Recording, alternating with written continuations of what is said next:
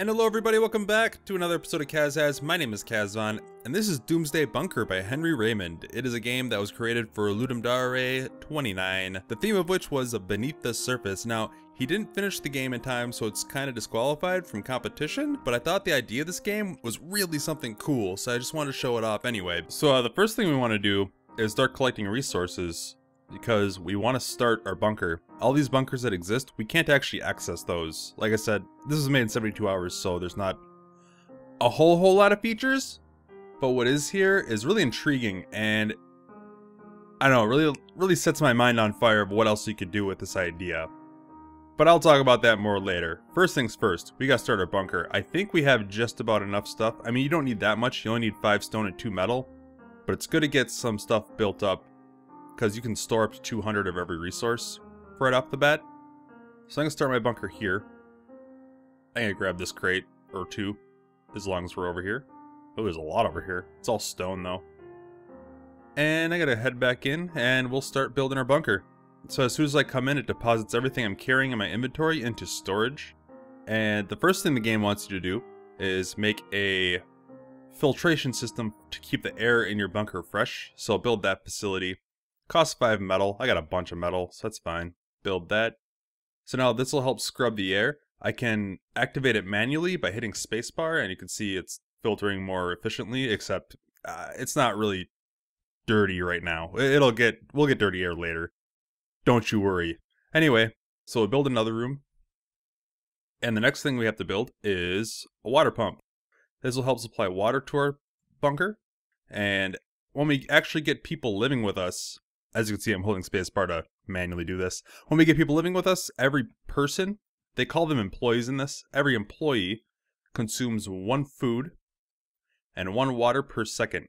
So the hydroponic fields will supply the food, and I just want to build up a little cache of food. So now, let's head on down here, and we will build us a bedroom. And if we want to bring in a new employee, we just have to add a bed. Every bed costs 1 metal. So I find 5 is the perfect number to start with. I played this a couple times just to try and get it down. At first, I grabbed as many as I could, like afford. And that's bad, because they all consume resources. And I failed pretty hard, pretty quick. So I just want to get 5. I can assign employees to different rooms. So I want to assign 1 to ventilation. So he'll see there starting to scrub itself because he's manning the ventilation system.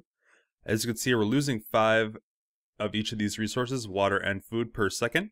So I'm going to assign an employee to water and assign an employee to food. I'll assign two employees to food right away. So now it's completely balanced. They're consuming as much as we're creating. However, I'm going to go ahead and take it upon myself to go ahead and make more, because I like to have a little bit stored up. And we have 1 guy just hanging out down here doing nothing. That's fine for now. I'm just going to build 2 more rooms. And now what we gotta do is we gotta go searching, and we need to find 3 electronic parts. And that'll allow us to build a generator and a biomass generator. Biomass is used to fuel your power generator, and when you have power, it makes all your other rooms more efficient. Which is good, because when they're more efficient, they create more, and then you can sustain more people. And actually, when you have 5 employees, there's a way to just, how I've been playing, is you can have it just self-sustaining. You don't really have to do anything else if you don't want to, but then there's no challenge. So let's just keep collecting. Hopefully we can find 1 more electronics thing before we get aerated. If I'm up here and I get bombed, I get warped right back to my bunker, but I lose everything I'm carrying. So it's kind of risky to like stay out here. It's a risk-reward kind of thing. You'll get more stuff the longer you're out, but you could potentially lose everything. And while you're getting struck with air raids, none of your employees actually do anything, and you start hemorrhaging resources out here. Air raid imminent. So you'll see we're gonna get attacked here in a second, but see if I can show that to you. Oh, there we go. As you can see, bombs are going off everywhere, but we're fine. We're here in our bunker. That's why we built it. I mean, no reason to worry. So let's build a generator, eh? And we'll assign an employee to that. He'll immediately start using up our biomass at 1 per second to generate electricity, and you can see the efficiency of our other rooms went up by 5 per second, so now we're gaining resources on those. However, we're losing biomass, and we need to generate that too. So let's go down here and create a recycling center. we could use up our oh, we need one more electronic. That's bad. Alright, well, let's head on up then. I think the airstrike is over.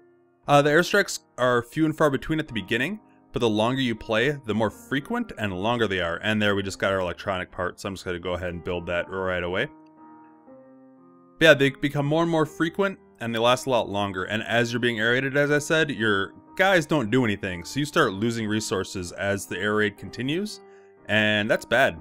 Because once you run out of resources, if you run out of food, for example, everyone starves to death. If your ventilation system doesn't keep going, you run out of air and you suffocate. And if you run out of water, you, likewise, you die from that too. There's a lot of ways to die in this. I don't think there's a way actually for you to fail, technically, but you will lose people. They will automatically repopulate though. And let's see, I gotta unassign, oh, we're being bombed again. I have to unassign one of these guys and reassign him to biomass. So now he'll create biomass. He's not actually efficient, so I'm gonna go ahead and start creating it. I think it's a bug when I am actually boosting, like using my ability to boost productivity.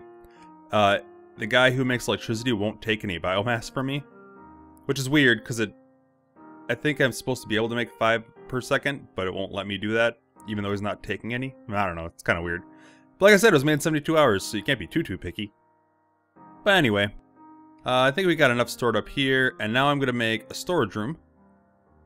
As you can see, my maximum storage per item is 200, but if I build a storage room, it's 400. So now I can build up a surplus of things to help sustain these 5 guys, so then I can pretty much be continuously air raided and be fine. It's as long as I have enough in storage, I should be okay. But yeah, I thought this is an amazing idea. The only real challenge right now is to try and be able to sustain as many people as you can and get as many employees, as they call it, in here as possible. But you could go anywhere with that. You could add, like, raiding other bunkers, I don't know, going prison architect and getting a security room where you have guns and then going out and raiding other people, defending your bunker from actual attacks, upgrading things, like upgrading your biomass generator, which will make more biomass, but then maybe it creates some kind of pollution, so you have to upgrade your ventilation, and then that requires more electricity, and you have to upgrade your... It could go anywhere. This idea is really quite simple, but it's kind of a nice base where you can stem out other ideas, and I think it's really, really cool. I want a game like this. I want a full game like this. This idea is just awesome. Like, there's not a whole lot of Doomsday Bunker management sims right now, and I think it's really quite genius that you're not just like zoomed out in God mode, because I would imagine that if someone is going to make a if you just tell someone I'm going to make a management sim for a bunker, they would just have it zoomed out God mode, and then you would build whip selector guys, tell them to go collect things. But since you're this dude who's kind of a superhero and in charge of everything, you feel like you have a lot more agency, and at the same time a lot less control of everything, so it's a lot more dangerous. And just, you know, because we're being raided, the guy's not making electricity, and they're not making food. So it becomes kind of a detriment. The more people you have, the more food you lose per second, so it gets a lot harder. But yeah, I just thought this was a really cool idea, and could go so many different directions from here, and I really do want this to be expanded upon, if not by the guy who made it, maybe someone else wants to take this idea and run, because it is really, really cool. So right now, the only thing that you really have as an endgame goal is he has a list of achievements that aren't actually built into the game, but it's really more challenges that you can shoot for that are kind of difficult, like build a communications room while you have 40 people working for you. That's tough. I mean, you can assign up to 8 people to food and I think up to 4 people to water, but they use so many resources that it's kind of tough to maintain that. It doesn't self-sustain anymore. But I don't know. I think this is a really, really cool idea. It just needs some more things to do, goals, set things to accomplish, and you can make this a full game.